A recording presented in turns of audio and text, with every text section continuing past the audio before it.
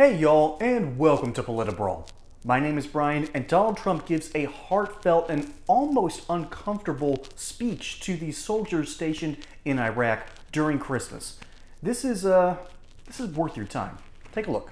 So we're not the suckers of the world. We're no longer the suckers, folks. And people aren't looking at us as suckers. And I love you, folks, because most of you are nodding your head this way. We're respected again as a nation. We're respected again. America is safer and peace is more possible because of the incredible courage and devotion of every patriot here tonight. Some people say, well, maybe somebody comes from the area and they hit us on our homeland. If that happens, they will suffer consequences over here like nobody has ever suffered before. Let me just tell you, and I hope they hear that loud and clear, and that's not a threat, that's going to be a fact. If anything should happen at all, nobody will ever have suffered the consequences that they will suffer. Just remember I said it. We will honor, you're welcome, you're welcome. We will honor your service by doing everything in our power to defend our homeland and to stop terrorists from entering America's shores.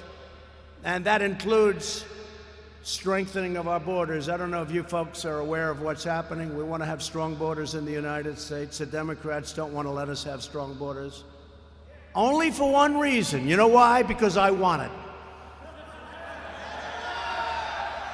If I said, I think just standing here looking at all these brilliant young faces, these warriors, you're modern-day warriors, that's what you are.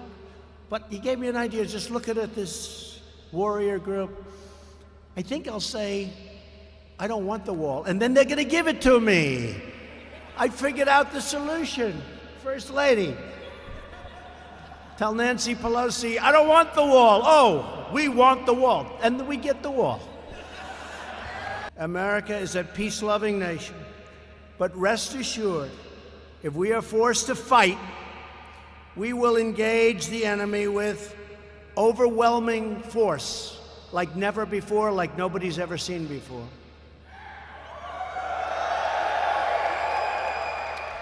There is no military more capable, and now more lethal, more fearless, and more skilled than the United States Armed Forces. Nobody is even close.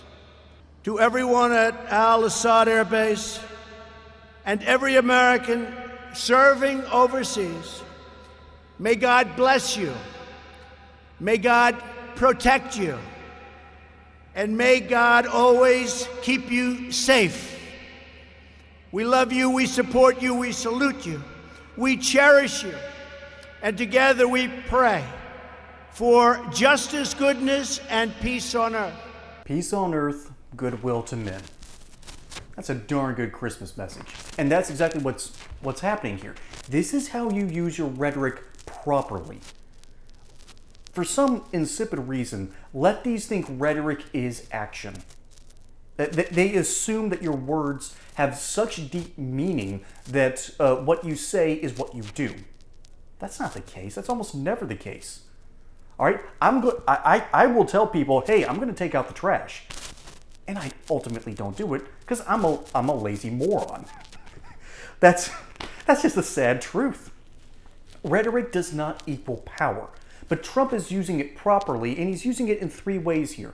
One of his main foreign policy goals was to build the wall in order to protect American citizens from the overflow of fentanyl, from the overflow of crime, from the evils that is the Mexican cartel. That's what is happening down at our southern border. And Trump is obviously talking about that. But he started off his speech and got some unusually huge, not pushback, support when he said that we do not need to be the world's police. No one hates war more than the soldier. Those are the people who are standing on the wall and standing up there to protect people. At least that's what they want to do, except that they are in another country thousands of miles from home, in hot conditions in one of the worst places to fight in the world, and those would be, in my opinion, Iraq, Afghanistan, and Vietnam. Ironic that we've been in all three.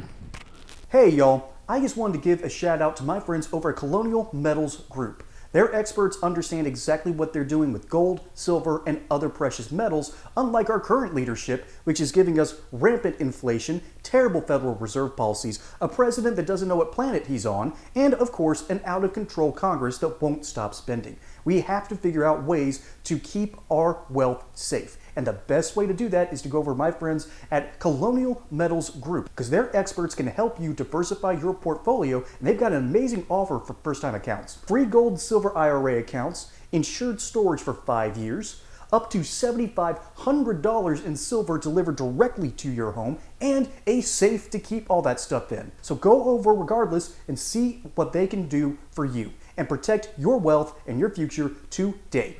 Now, back to regularly scheduled programming. And these are the people who are saying, no, we should not be the world's policeman. Unfortunately, though, we are, and we don't trust anyone else to do the job. I don't trust China to have the interests of the world at heart. They are currently out there trying to completely overtake Africa. And by the way, have you seen how racist the Chinese are to black people? It's disturbing. Furthermore, I don't trust Russia to be the world's policeman. For some reason, they think it's a good idea to keep on constantly attacking their neighbors. Georgia, Ukraine, twice, by the way, the invasion of Crimea. That's all been within my young life, or at least my aware life.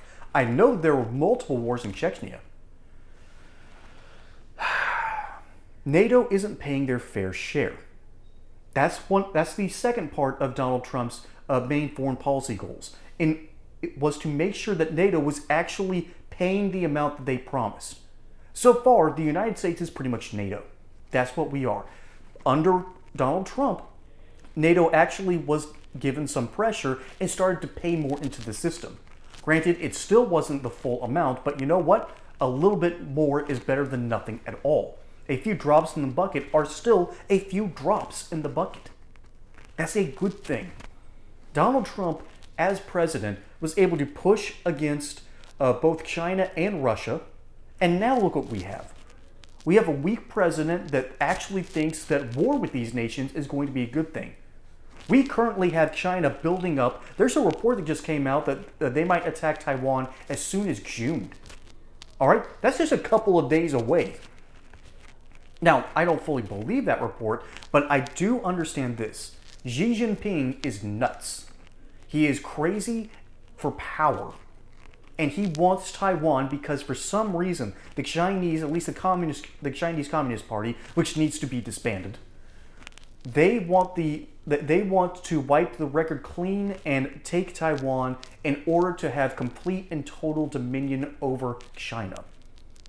They want it simply because of pride. It's not because it's a smart move. It would not be a smart move. Have you looked at a map of Taiwan? 12,000 foot high mountains in a single island. That's probably not even the size of the state of Georgia. All right? That's what the world is looking at right now. Donald Trump kept that at bay. Joe Biden has given it a rubber stamp and a green light. That's why these soldiers seem like they're so behind Donald Trump. That's why they seem like they support him more than anyone else. He understands foreign policy better than our own experts, which is a very, very weird statement to say. That our experts are so bad that Peter Jehan can't get anything right anymore, and Donald Trump keeps on hitting home run after home run when it came to our foreign policy. That's the situation that we now find ourselves in. And it's telling that so many members of our military are just this excited about seeing Donald Trump, because they know that he will try his best to keep them out of harm's way, because he truly believes in their safety and how the United States is supposed to be a world leader.